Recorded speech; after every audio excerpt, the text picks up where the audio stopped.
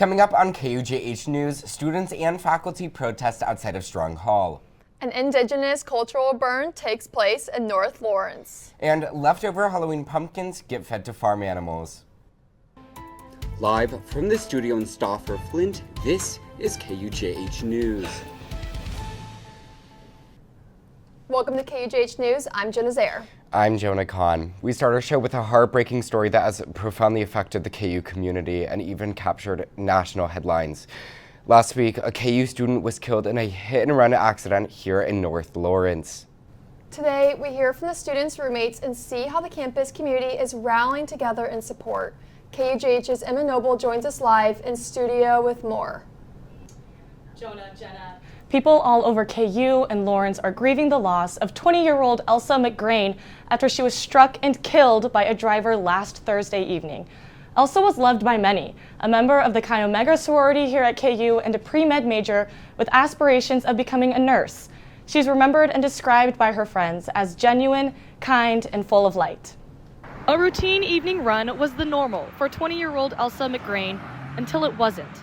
On the evening of Thursday, November 6th, Elsa put on her running shoes and left her house when tragedy followed her shortly after. Definitely was the worst day of my life, and I'm sure it was for all of us. Me personally, I feel like I still see her all the time. I keep coming downstairs and want visitors, and I think I see her for a moment. The man charged in her killing is 36-year-old William Ray Kingler, who has an extensive history of reckless driving with court records indicating 5 previous DUI charges, including tampering with his interlock device while carrying an open container. Klingler has had multiple warrants out for his arrest after his 2024 DUI and failure to appear in court. So there's one question that remains. Why was he allowed to be driving in the first place? A question that no one seems to have an answer to. I feel sad that not everyone got to I just feel like I had more time. I feel like I had more friendship to build. I wasn't done. That's what makes me most sad. There's one thing that's helped lessen the grief that silenced laughs behind these walls, and that's the rallying of friends, loved ones, and community members. All have shown Elsa's roommates just how loved she truly was. The support was insane.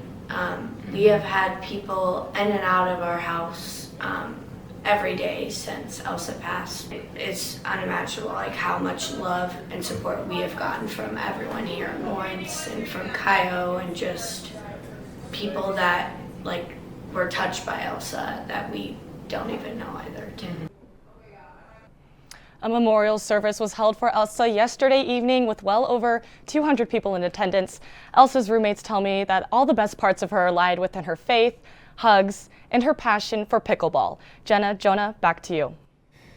Emma, thank you. Klinger was set to appear in court Wednesday afternoon. If convicted, he could face between 38 and 172 months in prison, between 3 and 14 years. And from what I've heard, she was just a really positive, kind soul. Yes. More than 2 years after the raid of the Marion County Record newspaper, Marion County released a statement of regret and agreed to pay out just over $3 million. KUJH's Morgan Weir has more on what experts say this means for press freedom in Kansas. The August 2023 raid of the Marion County Record made national headlines after police seized computers, cell phones, and reporting materials. Police raided the newsroom, the home of City Councilor Ruth Herbel, and the home of the editor and publisher of the Marion County Record, Eric Meyer. As part of the agreements with Herbel and Meyer, the county released a statement of regret, saying, quote, "This likely would not have happened if established law had been reviewed and applied prior to the execution of the warrants." KU professor Stephen Wolgast says the statement likely refers to the Privacy Protection Act of 1980, a federal law that says journalists' work and notes cannot be seized through a search warrant, with a few exceptions. This statement, to me, refers to if the sheriff and police were aware of the law, they would have realized they need to subpoena records instead of going into 2 homes in the newsroom. Meyer says the agreement sends a message to other newsrooms and journalists that they can exercise their rights under the Privacy Protection Act. Here we are, a little tiny newspaper in a little tiny town that got treated badly by the bully. But rather than let him steal our lunch money one day, steal our shoes the next, steal our hat the next, steal our bike the next, we said enough and went after them and won. Meyer is considering using the payout for a fund to support the Marion County Record or to support young journalists who want to work in small communities like Marion. For KUJH News, I'm Morgan Weir. Morgan, thank you. And the Marion County Record still has an ongoing civil case against the city, and the trial of the former Marion police chief is set for this February. The U.S. government reopened today, ending a record 43-day shutdown that impacted millions of Americans. Citizens qualifying for SNAP benefits are waiting for their stipends to come through, but it's unclear when full payments will start back up again. With food prices climbing and many families struggling to keep the Lawrence community is coming together, making sure nobody goes hungry. KUJH's Delaney Gregory is live, explaining how local efforts are filling the gap. That's right, Jenna. Across Lawrence, families are feeling the impact of losing SNAP benefits, making it harder for them to make ends meet. But local businesses and volunteers are stepping up to help. Thank you so much. Local restaurants, grocery stores, and nonprofits are working together to support people in need, providing free meals and food resources across Lawrence. Ladybird Diner is one of those, offering free soup and croissants every Monday from 5 to 7 p.m., giving members of the community a free, warm meal. If we have a small ability to contribute to the stability of our community in whatever way, and food happens to be mine, then it's on us to help create stronger communities together. The help doesn't just end there. Across town, Hy-Vee is also lending a hand to those in need, providing free hot meals and meal kits through local partnerships and food pantries. It's very gratifying for us, for our staff, for our store, for our company, to be able to give back to the community in any way possible, and I think it's turning out great. The community's been very grateful for it. We've had a lot of great feedback. And they're not alone. Groups like the Salvation Army, Trinity Interfaith Pantry, and Ekid Food Bank are all part of the same mission, making sure everyone has access to a decent meal, no questions asked. From diners to grocery stores like Hy-Vee, it's clear that the Lawrence community is coming together to make sure no one goes hungry. Reporting live for KUJH News, I'm Delaney Gregory. Back to you, Jenna. Thanks, Delaney. For a list of more food assistance resources in Lawrence, you can visit our Instagram at KUJHNews. KUJH's weather forecaster Aiden Baugh has a first look at the temps we can expect in the days ahead. Aiden, how is it looking out there? Jenna, we've got relatively pleasant conditions outside, 63 degrees outside right now, a high today of 71. Pretty great day here in Lawrence. Winds out of the south at about 10 miles an hour. Those clouds are going to be persisting throughout much of the day. However, we do have a warmer weekend coming ahead for us with not quite as much cloud cover at all. Should be a sunny, beautiful weekend here in Lawrence. Rain chances are coming again early next week on Monday especially, but maybe even lingering around to Tuesday and Wednesday. Back to you guys. Aiden, thank you, and you'll be back later with more weather later in the show. Students and faculty at the University of Kansas are raising their voice on campus issues, from pay disparities to administrative priorities. KUJH's Clarissa Rodriguez brings us this report. And faculty packed the front of Strong Hall, calling for a change on a variety of issues on November 7th and November 12th.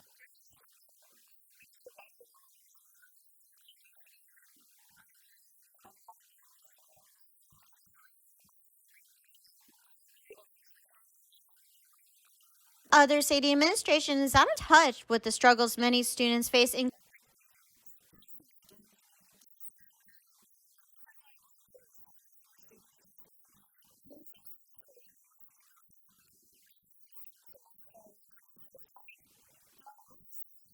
faculty members joined the rally pushing for fair contract negotiations.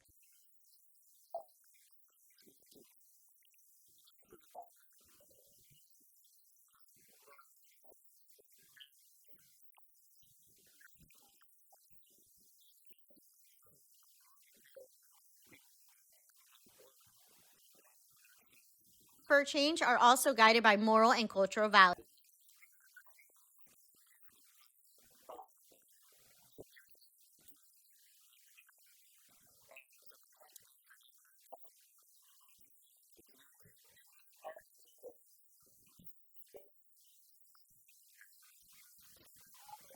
Seven, 6.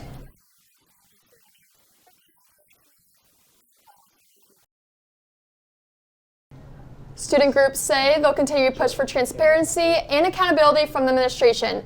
University officials have not yet responded to the students' latest demands. Coming up, a new conference center opens in the Gateway District. And Haskell University hosts a health fair. From adversity, we rose. We made history and became pioneers, voyagers, champions, Jayhawks. And when our chant rises, haunting and hallowed, Jayhawks are telling the world what's near. Victory. Welcome back. The University of Kansas held a ribbon-cutting ceremony yesterday for its new conference center in the Gateway District. KU and government officials at the event shared how this will help the Kansas and Lawrence economies. 2, 1. Right next to the David Booth Kansas Memorial Stadium is the new KU Conference Center. With 55,000 square feet of space, the center is designed to hold a variety of events intended to help KU and the Lawrence economy. Excitement, people exploring it and understanding now, like, hey, Lawrence is now a cornerstone place to host conferences and groups, and we can facilitate it in a way I think that's unmatched. Goff added that the turnout at the event shows the excitement from Kansans about the new space. Really, really exciting. Another important chapter in this project. Chancellor Doug Girard explained that it's a new reason to attract future students. As a Jayhawk, that brings potential future Jayhawks to our campus as well, have them a chance to see what our university is all about. Kansas Governor Laura Kelly said the facility meets the high standards of the university and that this project will grow the state's economy. Not only will this facility benefit the greater Lawrence community, but it will also attract out-of-state visitors, spurring significant economic activity. Girard added the university worked with the state and the city of Lawrence to build a space that can be used almost any day of the year and bring more people to both Kansas and Lawrence. And that space has already been booked for a number of events, including conferences, weddings, galas, and community-related events. Now we send you back to KUJH's forecaster Aiden Baugh to get another look at the weather. Take it away, Aiden. Jenna, not much in terms of blue being seen in the clouds in the sky at all today. Mostly overcast skies across much of northeastern Kansas overlooking the tower cams. We can see mostly cumulus to cirrus clouds lingering around in our area. That doesn't mean it's cold or unpleasant outside at all, though. 64 all the way up from Kansas City down to Ottawa, same for Paola all the way up to Tonganoxie, Osage City, Topeka, and Lawrence. A little bit cooler at about 63 degrees for those of you with any evening plans. It's a great one out there tonight, folks. 68 degrees by about 4 o'clock, descending all the way down to 63 this evening at 6. 58 at 8, and then a little bit cooler in those mid-50s by 10 o'clock, bringing us to an overnight low tonight of 51 degrees. We're not expecting anything in terms of rain, snow, or any kind of storms, just a calm overnight fall night for you guys. Winds still remaining out of the south at about 5 miles an hour tonight into tomorrow. Those temperatures rising all the way up from those lower 50s to our mid to lower 70s. I'd expect about a high of 74 to 75 degrees coming tomorrow. For your 7-day forecast, Saturday, Jayhawks are back in Allen Fieldhouse, looking to be a great day. 74 degrees for your high, getting a little bit cooler on Sunday, 63. And then Monday, our best chance of showers comes, 40% chance, maybe even lingering around to Wednesday at about 20%. Temperatures dipping back down into those low mid-50s coming Tuesday and Wednesday as well. Jenna, back to you. Thanks, Aiden. We look forward to hearing from you one more time today. The Kansas Field Station, in collaboration with several indigenous tribes, held a cultural burn on Monday. KUJH's Alex Moore was there to cover the story. Nearly 24 volunteers arrived on Monday morning to take part in an indigenous cultural burn near Roth Trailhead, just north of Lawrence. The fire served an important role of bringing nutrients back into the grassland in what is often referred to as a good fire. I am a good fire advocate, so I try to promote a lot of healthy fires, whether that's prescribed fire, prescribed burn associations, agency fire, lots of people trying to return good fire to landscapes in a fire suppressive world. It's important for all of us to take responsibility in returning fire safely and communally. Members from several indigenous tribes from across Kansas and the Midwest came out to support this burn because it allowed them to reconnect with traditional cultural ways of caring for the land. Having the first ignition of the grass, being with a bundle that also included some sage from our reservation, and so having some of those medicine plants be part of that original ignition, to me is just really significant as part of like not just the what we're doing, but the how we're doing it, making sure we're bringing in a lot of these other cultural layers. With over half a dozen tribes represented today, it's safe to say that this cultural burn was a success. For KUJH News, I'm Alex Moore. Alex, thank you, and it's so exciting to see that fire come back to the grasslands. Students at Haskell Indian University came together to promote health and wellness through a special event on campus. KUJH's Milena Hesterly shows us how the health fair is bringing awareness and resources to the community. Students at Haskell circled through the Haskell Student Ministry and Community Center for the Health Fair, an event aimed to educate and empower students to take charge of their well-being. We want to bring awareness to all kinds of issues that the Native American community deals with, so like STIs, diabetes. We just want to give more resources to the community and the students here at Haskell. The event included information booths, free STI testing, flu shots, and a raffle. So some of the programs and events that we put on are actually based off of surveys that we do with the students at the beginning of the semester. And health is important, mental health is important, being together is important. Many students say the fair helps them learn more about issues that impact their families and communities beyond campus. I have a lot of family who struggles with diabetes. And I just think it's important to go ahead and spread awareness in the community about diabetes and other health issues. The fair is just one of many ways Haskell Light supports student health throughout the years. When we're able to connect with students where they need it, right when they need it, it's just absolutely amazing. The event serves as a reminder that health and wellness go hand in hand with community and culture. For KUJH News, I'm Milena Hesterly. Hopefully, Haskell students and community members walked out with a little bit more knowledge than they did walking in. Coming up on KUJH Sports, we take another look at Phase 2 of the Gateway District. And Kansas is set to host the first round of the NCAA Women's Soccer Tournament. Stick around. For students searching for a way to stay active in an outdoorsy way, the City of Lawrence has bike trails running in every direction, and with the new Bike Share program, we can stay in shape as we tour the sights of our beautiful city. Clinton Lake is only a short 30-minute bike ride away from Daisy Hill and has the most incredible sunset location in all of Lawrence. Walking campus may give you the KU calves, but biking can give you the KU thighs. Bike Lawrence today. Welcome to KUJH Sports. I'm your sports anchor, Colton Kinnan. Though KU Soccer fell to BYU in the Big 12 Championship, KU Soccer just did something for the first time since I was a freshman in high school. We'll have more on that coming up. But not all good news for KU Sports. A projected top 3 pick in the NBA draft, Darren Peterson, missed his second game this season, this time with hamstring issues. The Jayhawks did bounce back from the loss to UNC, though, on Tuesday night with a 35-point win against Texas A&M Corpus Christi. KU football blew another second-half lead, this time in Arizona. The Jayhawks now have to win one of their last 2 games in order to become bowl eligible. Phase 2 of the booth expansion is about to be underway. KUJH reporter Tyler Brewer joins us with more on what fans can expect in the next phase. We know that we're going to begin demo in the middle part of December. It's not the exact day and moment's not pinned down.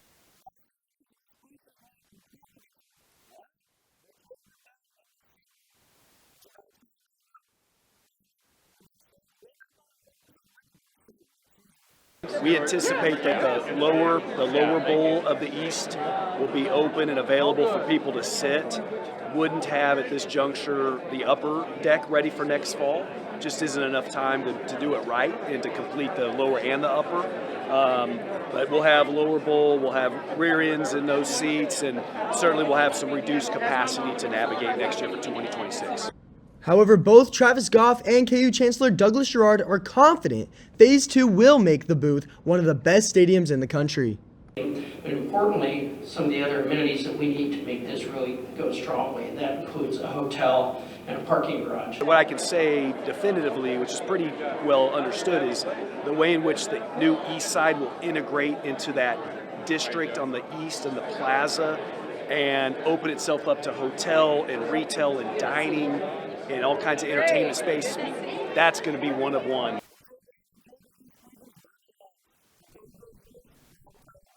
Thanks, Tyler. KU football will be back in action on Black Friday against Utah, where fans will have one more shot to see Booth before the Phase 2.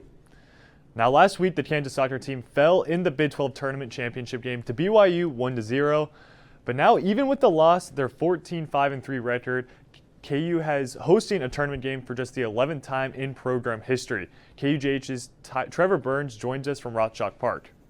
That's right, Colton. Kansas soccer is back at home to host the NCAA tournament this Friday. Kansas is a 3 seed in this year's tournament, which is the highest in program history. As for Nate Lee, it's his 5th straight appearance in the tournament and his 2nd as a Jayhawk. For this tournament, head coach Nate Lee hopes that his team can perform in front of the home crowd. I don't think we've played our best at Rock Chalk yet, and the fans keep coming out and supporting us, and I keep on wanting to give them that hallmark performance. This could be our last match at home, probably our last match at home, and so we're going to ask the community to come support us, and we're going to do our best to make them proud. The Jayhawks host Cal Baptist this Friday at 6 p.m., and you can find tickets on KUathletics.com. As for students, the first 250 can get in for free. So as they say, come down and pack the park. Colton, back to you. Thanks, Trevor. It'll be a busy week for KU sports as KU basketball hosts Princeton on Saturday and then heads off to Madison Square Garden to take on Cam Boozer and the Blue Devils. But for women's sports, it's rivalry weekend. The basketball team heads to Kansas City on Saturday for the Border War, while they'll take on undefeated Mizzou. And the 13th-ranked volleyball team will head to Manhattan to take on K-State for the 2nd time this season. They fell in 5 sets in early October. Well, that's it for sports. Coming up, Aiden Baugh will give us one final weather update. You may not hear it at first, but it's there. Our chant, rising.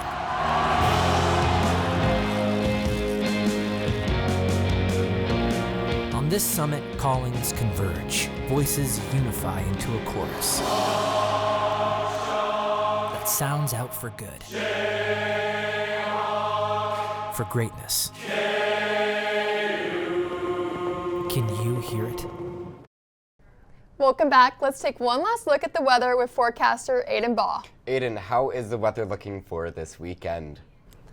Jayhawks not playing football this weekend, but we've got the next best thing. Depending who you ask, it may be the better thing. Jayhawk basketball is back in Allen Fieldhouse this Saturday against Princeton, and it looks to be a great day out there. Still relatively partly cloudy, but slightly above average temperatures, 71 degrees by the time of tip-off around 1 p.m. Those winds out of the northwest at about 10 miles an hour, gusting as high as 20. That's definitely something you're going to be noticing if you're outside. It's really hard to notice the wind inside Allen Fieldhouse. Really easy to notice the heat in there, though. Jonah, back to you. Aiden, thank you. And Jenna, I don't know about you, but those northern lights this past week were just gorgeous if you saw them. I actually did not look at them, and I'm really regretting it because I was hoping that they would be out last night, and they weren't. They weren't, but I saw them the night before. It was just gorgeous. Photos I saw were beautiful, so I'm going to regret that. As we get further away from Halloween, residents in Lawrence are starting to wonder what to do with their old pumpkins. One local farm is offering a sustainable solution that's helping both the environment and farm animals. Emma Coffey has a story. After the Halloween decorations come down, piles of pumpkins usually end up in the trash or tossed to the side. But at Squared Away Acres, a small farm located just outside of Lawrence, those pumpkins are getting a second life. It's nutrient-dense food for animals when they're used to getting corn or soy, and it gives them something to to look forward to. So they know as soon as they see it that it's for them and it's tasty. Sustainability experts say that turning your fall decorations into food and fertilizer is a simple way to do something good for the planet. What this farmer is doing essentially is taking something that can add to all of the negative things happening in our society with climate change, with excessive waste in landfills, with environmental pollution, and turning it into food for living beings and food for the soil. Collections run through December 3rd, and you can drop off your pumpkins at Squared Away Acres or sign up to get them collected. It's so fun because, you know, I'll post videos or pictures of the pigs eating it, and it's just a part of country farm life that people don't exactly get to have firsthand. So they like to see it in action, and they like to feel like they're part of it. And they are, and they can be. So the next time you're considering what to do with your old Halloween pumpkins, consider this more environmentally friendly approach. And who knows, you might just be helping a pig get its next yummy snack. For KUJH News, I'm Emma Coffey. Thanks, Emma. Lawrence residents interested in donating their pumpkins to Squared Away Anchors can contact Janelle Pearson by filling out a form at squaredawayanchors.com/contact. That's all we have for you this morning. Check out KUJH on TikTok and Instagram for exclusive content and keep up to date on the latest stories at KUJHnews.com. I'm Jonah Kahn. And I'm Jenna Zare. KUJH News will be back next Thursday at 11:30 a.m. Have a good rest of your week.